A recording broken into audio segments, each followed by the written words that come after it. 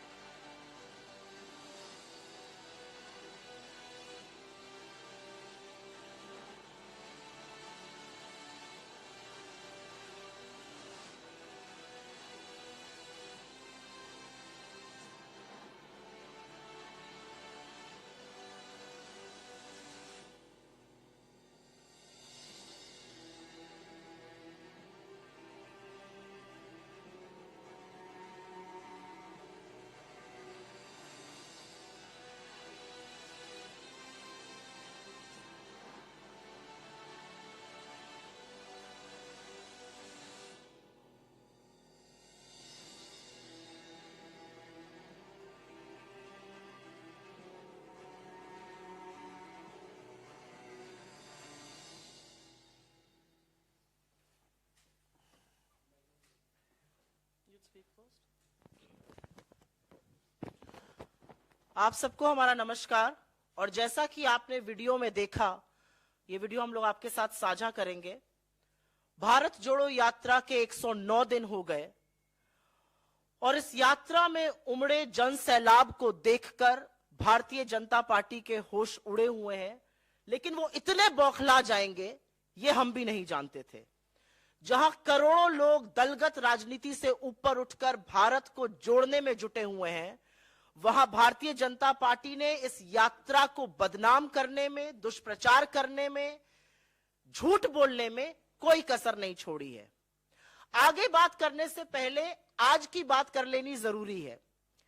भाजपा के नेता कह रहे थे राहुल जी क्रिसमस की छुट्टी मनाने विदेश जा रहे हैं, लेकिन आज कड़ाके की सर्दी में जब भारतीय जनता पार्टी के मंत्री, बददिमाग प्रवक्ता और नेता कंबल ओढ़कर भारत को तोड़ने में लगे थे, तो राहुल जी महात्मा गांधी की समाधि पर, नेहरू जी की समाधि पर, इंदिरा जी की समाधि पर, राजीव जी की समाधि पर, चौधरी चरण सिंह की समाधि पर और अटल जी की समाधि पर नमन कर कर अपनी तपस्या पूरी कर रहे थे। शास्त्री जी की समाधि पर भी। और यहां पर जयराम सर ने कुछ दिनों पहले बोला था कि इनको माफी मांगनी चाहिए ये झूठ बोलने के लिए। तो जब आज आपका झूठ फिर से रंगे हाथों पकड़ा गया है, तो क्या माफी वीर की सेना माफी मांगेगी? माफी मांगना इनकी पुरानी आदत है, दिक्कत नहीं होनी चाहिए, लेकिन बार बार झूठ बोलने की ये जो आदत है आज फिर से पकड़ी गई है और जरूर माफी मांगने का काम होना चाहिए।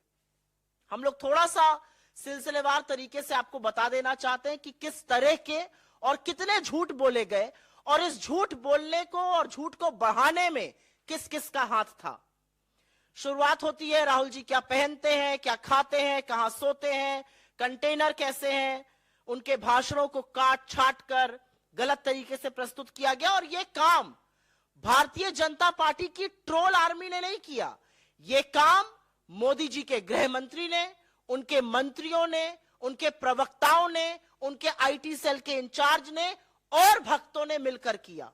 और इसमें बहुत बड़ी भूमिका, बड़े खेद और दुख के साथ कहती हूं, बहुत बड़ी भूमिका मीडिया के कुछ चंद संस्थानों ने भी निभाई, जिनको मैं नोएडा का कमांडो वॉरियर एंकरगढ़ कहती हूं।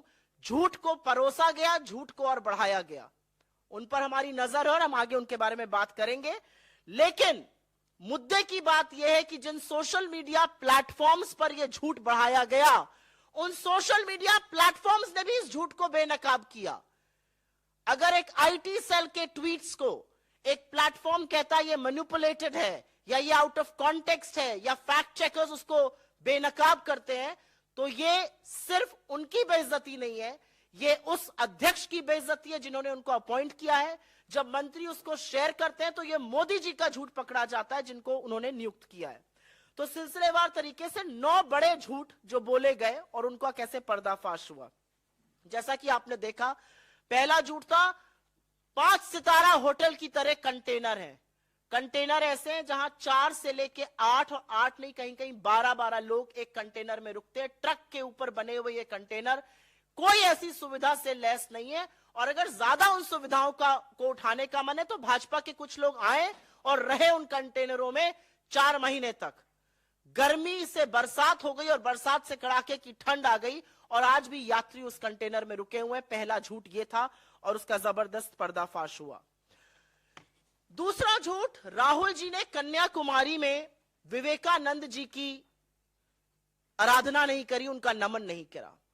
और इसमें राहुल गांधी ट्रोल मंत्रालय, जो सरकार को अधिकृत तौर पे बना देना चाहिए, क्योंकि उसकी एक मंत्री ऑलरेडी है स्मृति ईरानी जी, अपने मंत्रालय पर महिलाओं के खिलाफ अत्याचार हो या कुपोषण हो एक शब्द नहीं बोलती हैं। लेकिन राहुल गांधी जी को ट्रोल करना हो तो सबसे पहले लपक के आ जाती है। But the silly soul did not realise that there were pictures available, there was video available, जहां पर राहुल गांधी जी ने ना सिर्फ नमन किया विवेकानंद जी का, उनके स्मारक की परिक्रमा भी करी।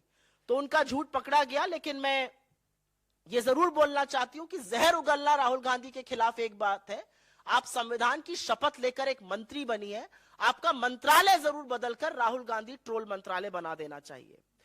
तीसरा झूठ बोला गया, राहुल गांधी भाषण नहीं देते हैं और प्रेस कॉन्फ्रेंस नहीं करते हैं। आप में से तमामों साथी ऐसे हैं जिन्होंने पिछली 8 प्रेस कॉन्फ्रेंसेस राहुल गांधी जी की अटेंड करी है।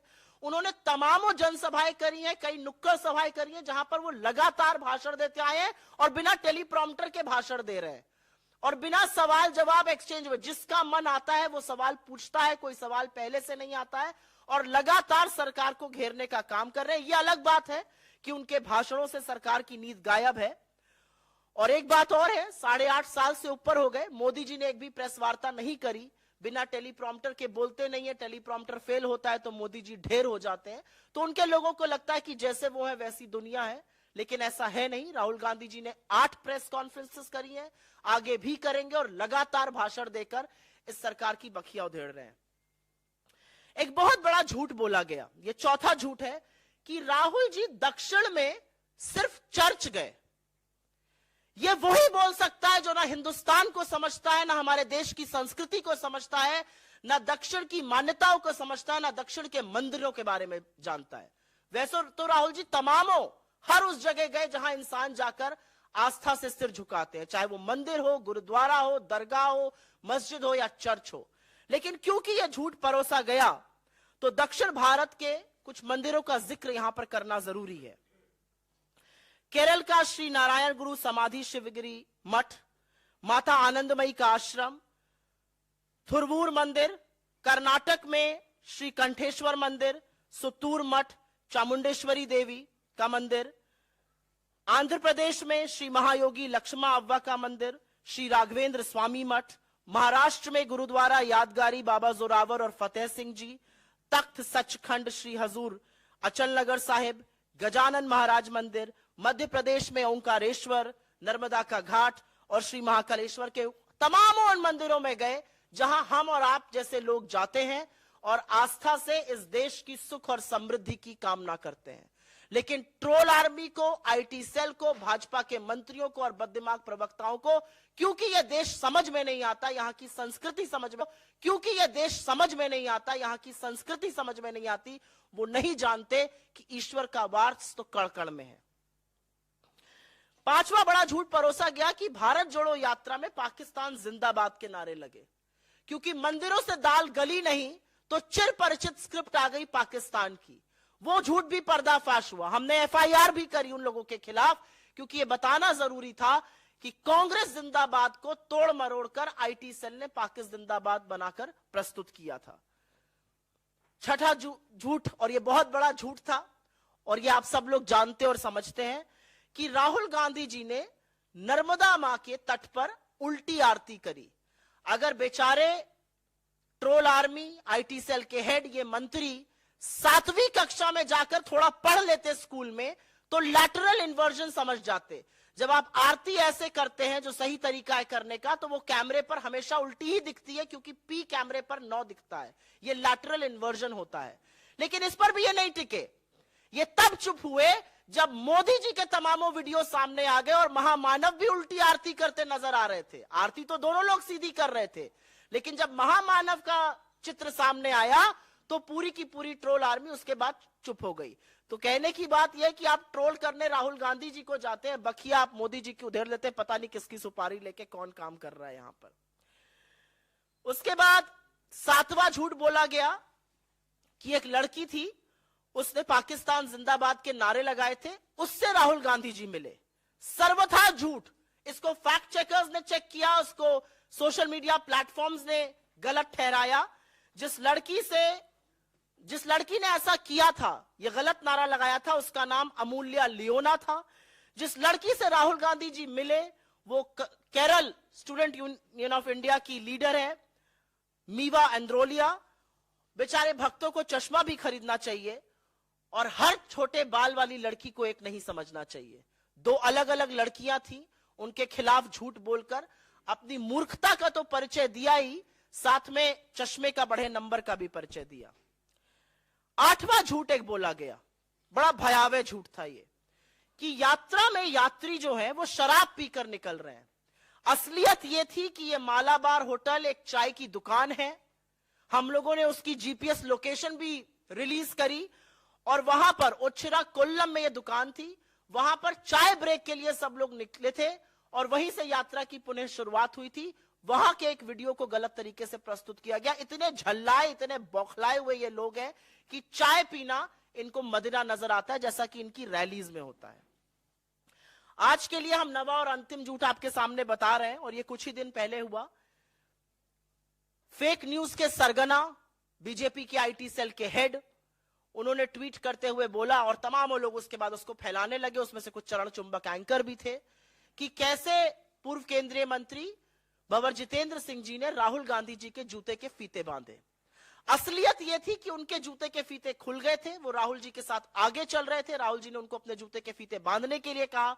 अगर वो रुकते तो कारवां और बढ़ जाता और पीछे से काफी भीड़ आती है, तो राहुल गांधी जी खुद रुक गए।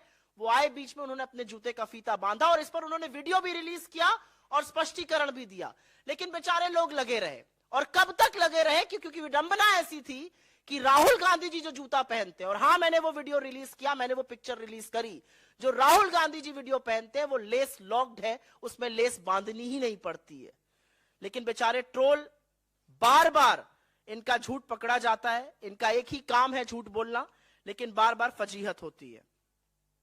मेरा अपना मानना है कि यह झूठ भारतीय जनता पार्टी की troll army, Bharatiya Janata party के प्रवक्ता, इनके मंत्री, इनके लोग अपने आप से नहीं बोल रहे हैं।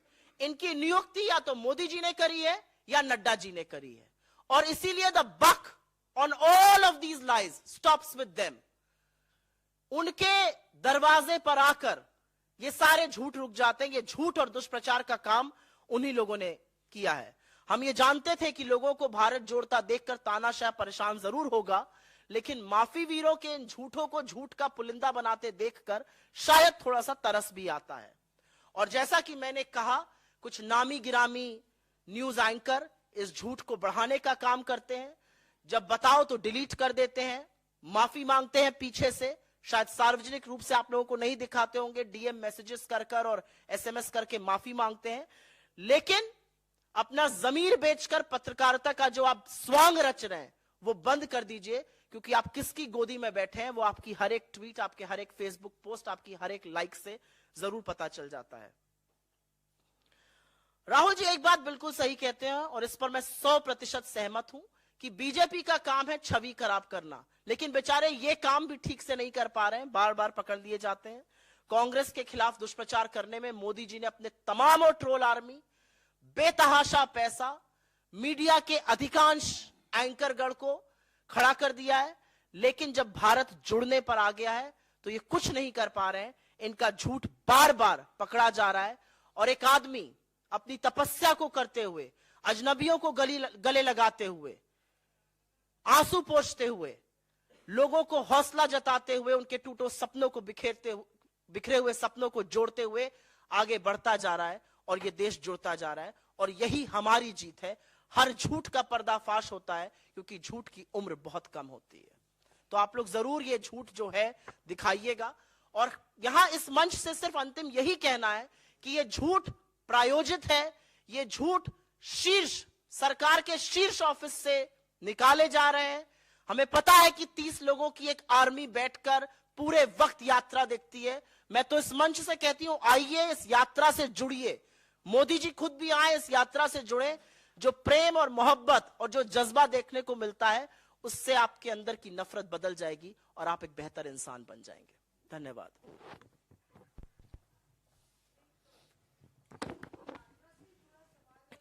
एक मिनट, मैं अभी सुप्रिया जी ने आपको 9 मिसाल गिनाए हैं झूठ का।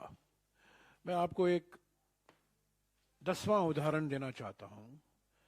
जिस तरीके से संवैधानिक और कानूनी संस्थाओं के द्वारा प्रयास किया गया है भारत जोड़ो यात्रा को बदनाम करने के लिए और पटरी से हटाने के लिए, डिरेल करने के लिए, इन संस्थाओं का दुरुपयोग हुआ है।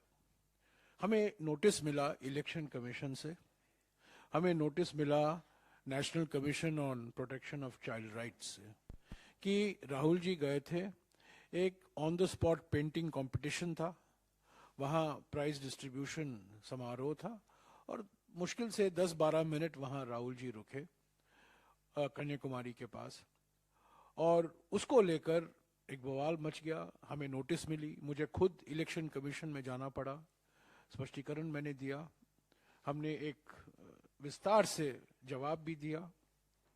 पर जब प्रधानमंत्री खुद गुजरात के चुनाव के अभियान के दौरान एक छोटी बच्ची का इस्तेमाल करते हैं और उनसे बहुत कुछ बुलवाते हैं, उस पर जब हमने इलेक्शन कमीशन को अवगत कराया, एनसीपीसीआर को हमने शिकायत की, उस पर चुप्पी, उस पर कोई कार्रवाई नहीं, कोई नोटिस नहीं प्रधानमंत्री को या बीजेपी के पार्टी को। ये दोहरे मापदंड है। अभी 2-3 दिन पहले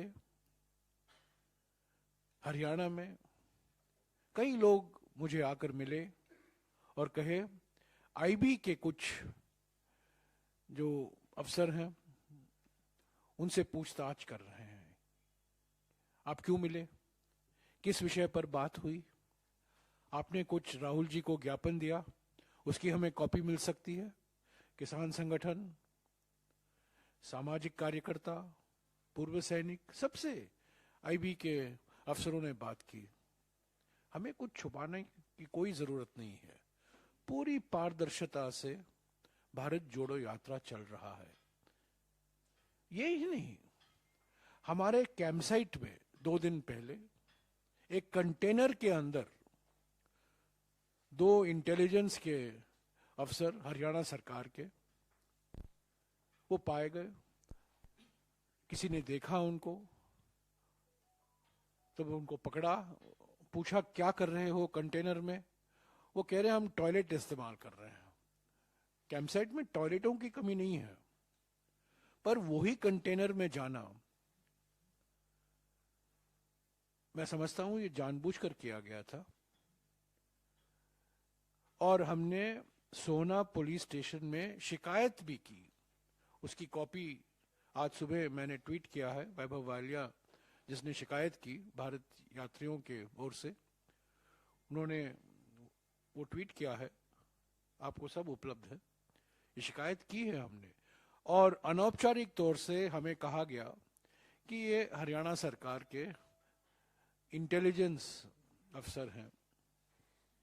ये तो डबल इंजन सरकार है।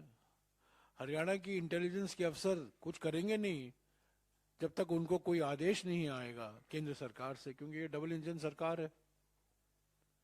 तो ये संस्थाओं का दुरुपयोग जो हो रहा है, हमें कोई छुपाने की कोई जरूरत नहीं है।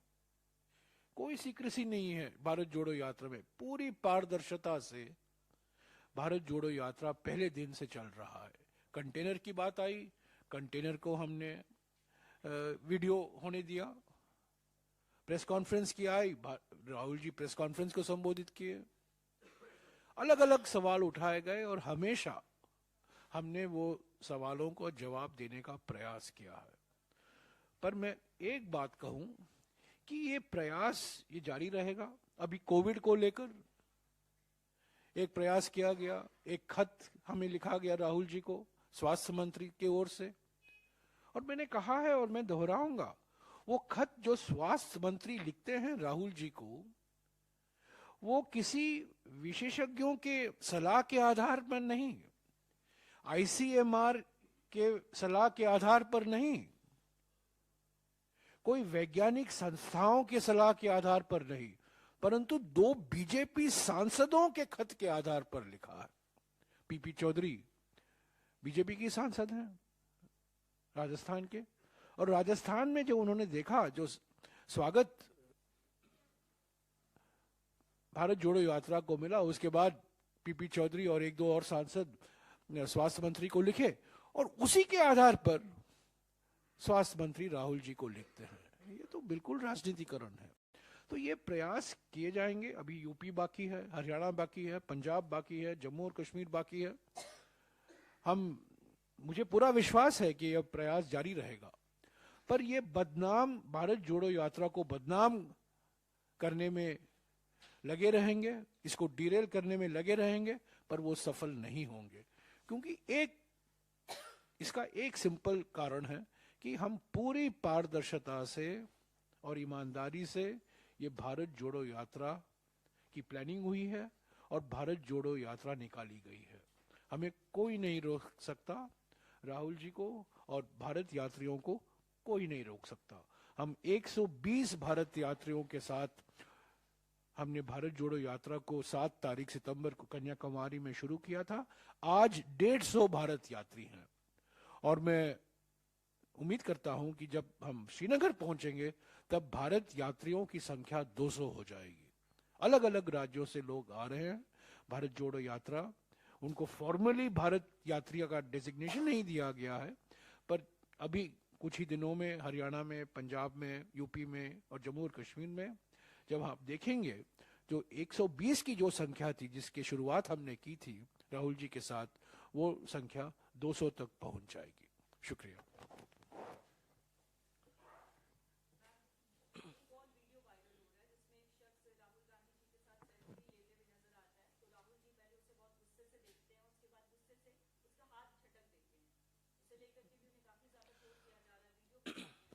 नहीं, ट्रोल करने वाले खैर भाजपा की आईटी सेल है और आपकी कम्युनिटी के एंकर्स हैं, जो पत्रकारिता का पहला मूल मंत्र भूल चुके हैं कि आपको बायस नहीं होना है। छोड़िए उस बात को। एक बुजुर्ग व्यक्ति आए थे राहुल जी के साथ, वो तस्वीर लेना चाह रहे थे और बार बार जो सेल्फी लेने वाला व्यक्ति था उनके सामने कैमरा कर रहा था। आप वीडियो की स्पीड को जब बढ़ा देते हैं तो लगता है हाथ झटक रहा है। ओरिजिनल वीडियो में वो उसका हाथ नीचे ही कर रहे हैं, जैसा हम लोग कई बार सार्वजनिक जीवन में करते हैं। ये कोई मुद्दा ही नहीं है। जी,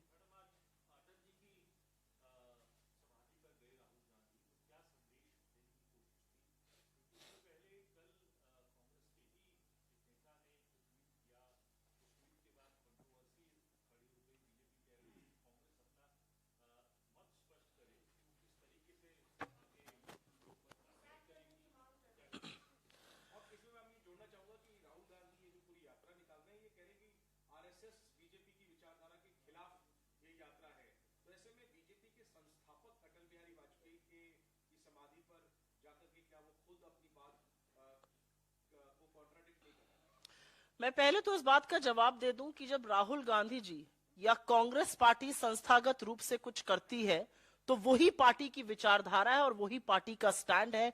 किसी ने किसी सोशल मीडिया प्लेटफॉर्म पर क्या कहा, जो कि अब डिलीट भी हो चुका है मेरी जानकारी के अनुसार, मुझे नहीं लगता वो चीज मायने रखती है।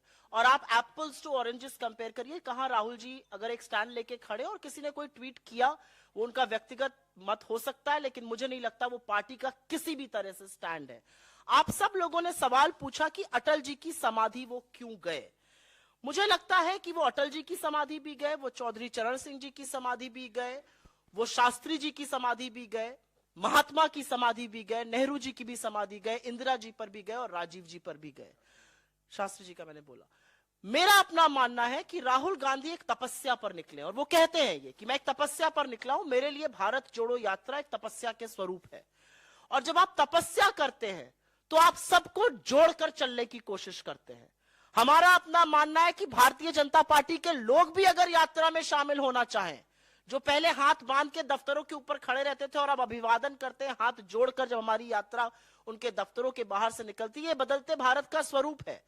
अटल जी की जहां तक बात है, हर व्यक्ति का इस देश को बनाने में कंट्रीब्यूशन है। और जब राहुल जी वहां जाते हैं तो वो एक ऐसे व्यक्ति की समाधि पर गए जिन्होंने 2002 में गुजरात के मुख्यमंत्री को और आज के प्रधानमंत्री को राजधर्म की शिक्षा दी थी।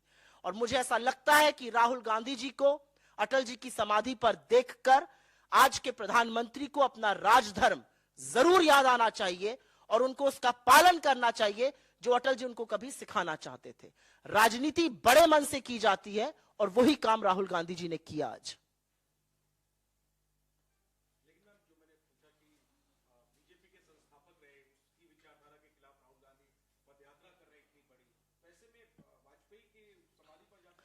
इस लोकतंत्र में हर विचारधारा समावेशित होती है। लोकतंत्र सिर्फ कांग्रेस है, हम ये बिल्कुल नहीं मांगते। हम नहीं सोचते कि भाजपा मुक्त देश हो जाना चाहिए। हमारा अपना मानना है कि हर विचारधारा की अपनी जगह है, लेकिन अगर विचारधारा का ये विषाक्त रूप जो आज देखने को मिल रहा है, विचारधारा के नाम पर अगर एक पर्टिकुलर कम्युनिटी को, शोषित वंचित समाज को अगर आप टारगेट करेंगे, उनको मारेंगे, उनको पीटेंगे, तो जरूर हम उसके खिलाफ बोलेंगे। मुझे नहीं लगता कि अटल जी की सरकार में अगर अटल जी प्रधानमंत्री थे और उन्होंने अपने मुख्यमंत्री से कहा राजधर्म का पालन करो, तो जिस विचारधारा का उल्लेख आप कर रहे हैं उन्होंने वो नहीं किया था। वो संविधान के साथ खड़े थे और संविधान में सबके हितों की बात कर रहे थे। The same thing. I think a lot is being made out about somebody's tweet. I think when Rahul Gandhi stands up for something, that is the party's stand. The person in question has also deleted it, to the best of my knowledge. But that is, he has emphatically deleted it. But that is not the issue. The issue is that when Rahul Gandhi goes and pays homage at the samadhis of whether it's Rajiv ji or Indira ji or Shastri ji, Nehru ji, Mahatma, Chaudhary Charan Singh, or even Atal Bihari Vajpayee ji, he's actually paying homage to each and every individual who has built this country. And Vajpayee ji is one of them. And quite frankly, Atal Bihari Vajpayee was the Prime Minister who told then Gujarat Chief Minister in 2002 and today's Prime Minister to follow the Raj Dharma, which was to follow the Constitution. He told him that lesson. It's a pity Mr. Modi never learned that lesson and he has kept the Constitution at bay. We only hope and pray that today, after seeing Rahul ji at Atal ji's Samadhi, Mr. Modi will realize that his utmost duty is to safeguard the Constitution and to stop the violence in his name that's happening. And I think that is the message that Rahul Gandhi was trying to deliver. Rahul Gandhi's Bharat Jodo is about a confluence of all kinds of ideologies. And when Atal Bihari Vajpayee ji told Modi, Mr. Modi, to follow the Raj Dharma, to uphold the Constitution, he was safeguarding the Constitution. And Mr. Gandhi's presence at Atal ji's Samadhi is a mark of that respect. कोई और सवाल? ठीक है।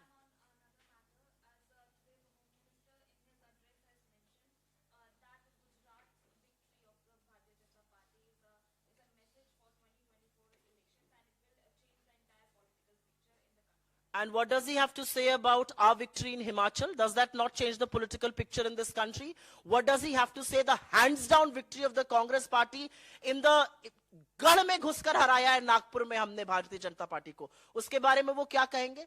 The message in Gujarat is very wide and clear that there is a team B and 5 MLAs were almost willing to jump ship, but it would have reflected very badly on both Team A and Team B, and which is why they were stopped. Let us not read too much into one verdict and not the other. If Gujarat was a reflection of that, then what is Himachal a reflection of? Somebody should turn around and ask the Home Minister these questions.